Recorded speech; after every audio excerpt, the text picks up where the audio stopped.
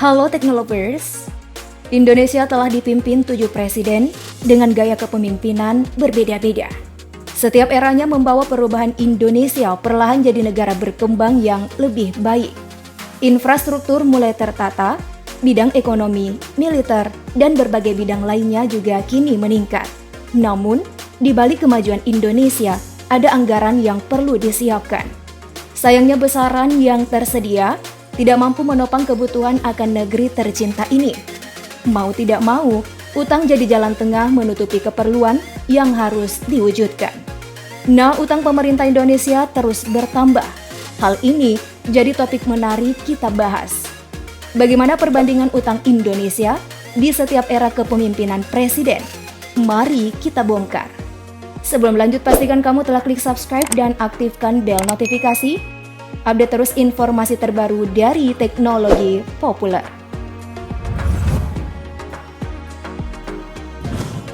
Melakukan pinjaman demi kebutuhan negara telah diatur dalam undang-undang. Tidak bisa asal meminjam saja.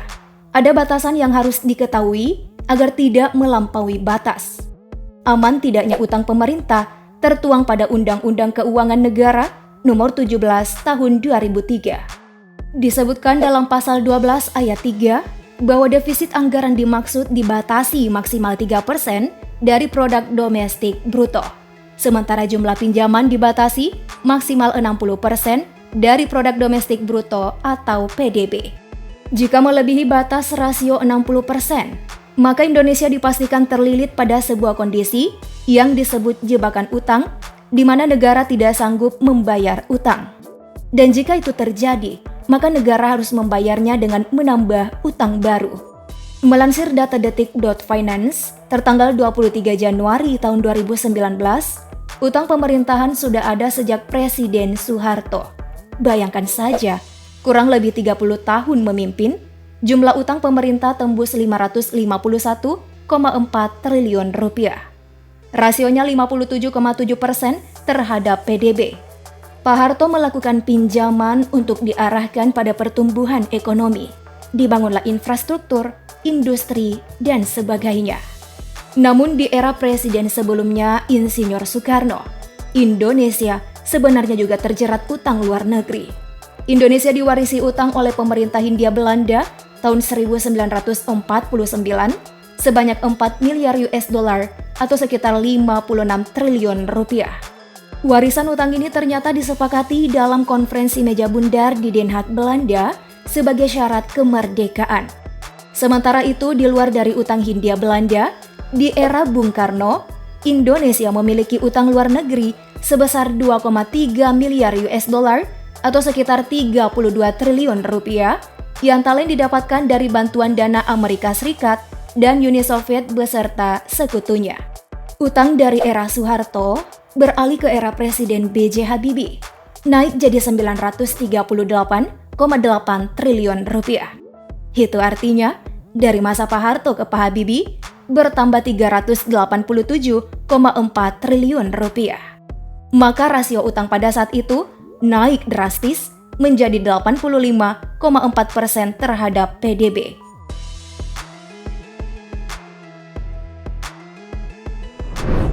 Warisan utang Habibie kemudian dilanjutkan di era Presiden Kiai Haji Abdurrahman Wahid alias Gus Dur. Lagi-lagi utang Indonesia bukannya turun malah bertambah jadi 1.271 triliun rupiah. Wah, penambahannya sampai 332,2 triliun loh ini. Namun di era Gus Dur sempat terjadi penurunan rasio utang menjadi 77,2% terhadap PDB. Nah, setelah lengser dari kursi kepresidenan, digantikan oleh wakilnya Megawati Soekarno Putri, utang pemerintah masih saja bertambah.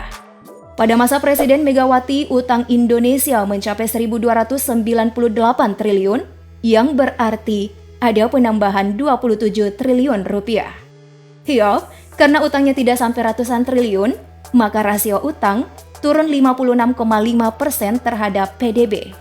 Selanjutnya memasuki era demokrasi, terpilihlah Presiden Susilo Bambang Yudhoyono.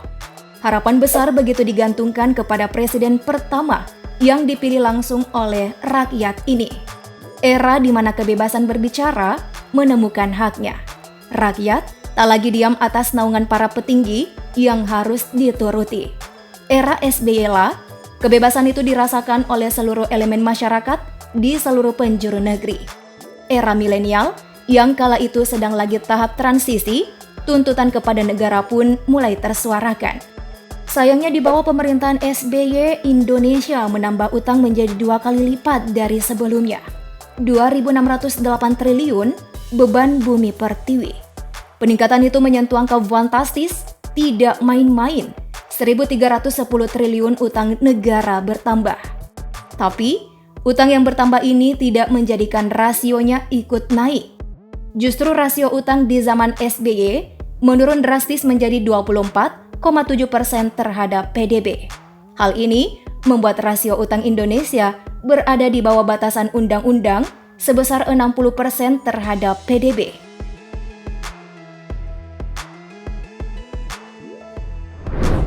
Next, kita masuk babak paling terbaru era Presiden ke-7 Presiden Joko Widodo.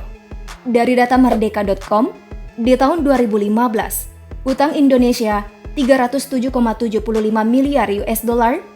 Tahun 2016 naik jadi 318,94 miliar US dollar. Tahun 2017 kembali meningkat 353,56 miliar US dollar. 2018 jadi 379,59 miliar US dollar. 2019 naik 402,08 miliar US dollar atau sekitar 5.634 triliun rupiah. Hingga akhir Desember 2020, Kementerian Keuangan Republik Indonesia mencatat utang pemerintah mencapai angka 6.074,56 triliun rupiah dengan rasio terhadap PDB 38,68%. Nah, peningkatan dari periode Jokowi sebelumnya terjadi karena pelemahan ekonomi akibat pandemi COVID-19.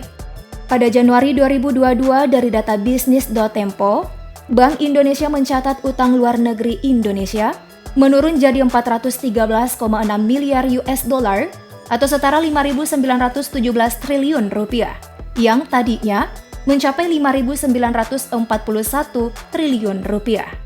Kepala Departemen Komunikasi Bank Indonesia Erwin Haryono mengatakan, utang luar negeri pemerintah relatif aman dan terkendali, dilihat dari sisi resiko refinancing jangka pendeknya. Utang luar negeri swasta juga menurun dibandingkan sebelumnya. Posisi utang luar negeri swasta tercatat 205,3 miliar US dollar pada Januari 2022. Penurunan ini karena adanya pelunasan pinjaman luar negeri swasta yang jatuh tempo selama periode Januari tahun 2022.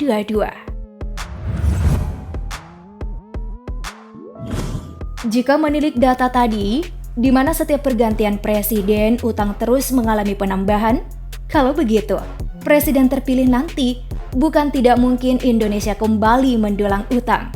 Tapi, memang sulit sebenarnya. Kebutuhan akan negeri masih belum banyak terpenuhi. Entah akan ada hal apa lagi di masa mendatang. Di saat negara maju sedang melangkah demi langkah, Indonesia yang berlari sekalipun belum bisa menyamai mereka. Kita tunggu kinerja pemerintahan di era presiden terpilih 2024 nanti. Harapan kita semua Indonesia jadi lebih baik dan ada inovasi mungkin yang bisa dilakukan. Bagaimana tanggapanmu soal Indonesia yang terlilit utang? Sekian ya pembahasan hari ini. Jangan lupa like, share, dan tinggalkan opinimu di bawah. Nantikan aku di esok hari membawa informasi yang tak kalah menariknya. Sampai jumpa.